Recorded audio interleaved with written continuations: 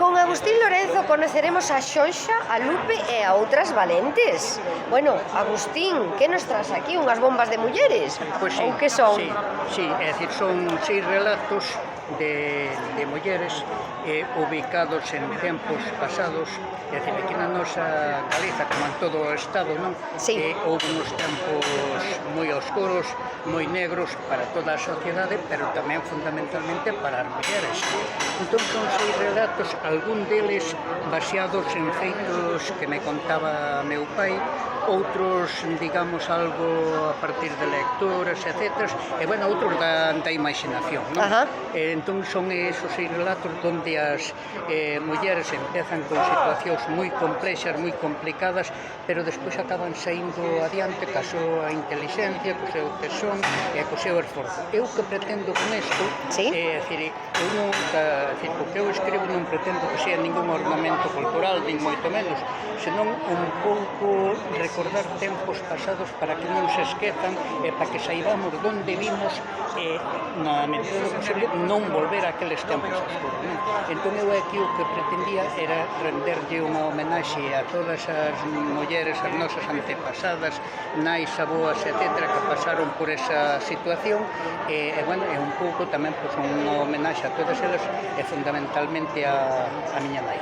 Moi ben, creo que tiveches mulleres que te marcaron moito, Agustín. Sí, a ver, a todos, supoño, a maioría nos marcan as mulleres, sobre todo procedendo dunha zona rural como procedía eu, non, pois todos aqueles traballos, aqueles sacrificios que tiñan que facer e logo despois aquel oscurantismo que se tiñan que estar sometidas. Sí. É dicir, vestir de negro cando tocaba durante moitos anos, ir á misa, aquel precepto que había por Semana Santa, e todo eso. E despois o ser nadie, porque en definitiva eran nadie, eran unhas ninguéns. Exactamente, eran ninguén que non tiñan dereitos a nada. Cando no fondo eran o timón das casas, non, Agustín? Sí, sobre todo, eu penso que... Porque era un matriarcado claro, pero no fondo, quen levaba os pantalóns era o home. Era o home, é dicir, aí tiñamos o sistema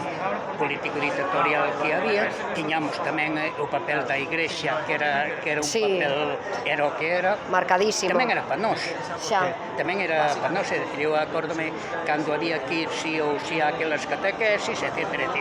E a vos, tamén os homes, tamén vos endureceron, sacaron vos esa sensibilidade tan propia dun home. Que parecía que estaba mal chorar e sentir, non? Sí, é dicir, de un ser, un personaxe duro, como granito, etc.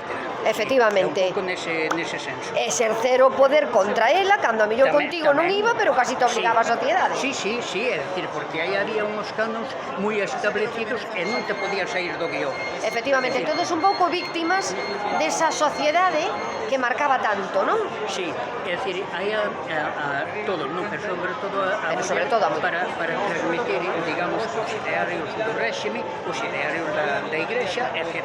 E non saírse do guión. Ese saía do guión, pois tiñas o calificativo. Efectivamente. Tiñas o calificativo. Efectivamente. E unha vez que che puñan o calificativo non o sacabas de encima. Non, o San Benito que lle chamaban, non? Xa che puxeron o San Benito. Entón é un pouco nese senso. Moi ben, pois moitísimas gracias por ese papel de defensa das nosas mamás, aboas e bisaboas. Grazas de verdade en nome de todas elas. Quedache algo que engadir? Non, nada máis. Pois moitas grazas a ti por esta labor e sigue así. Moitas grazas, Agustín. É un placer, xente como a ti, de verdade. Un placer.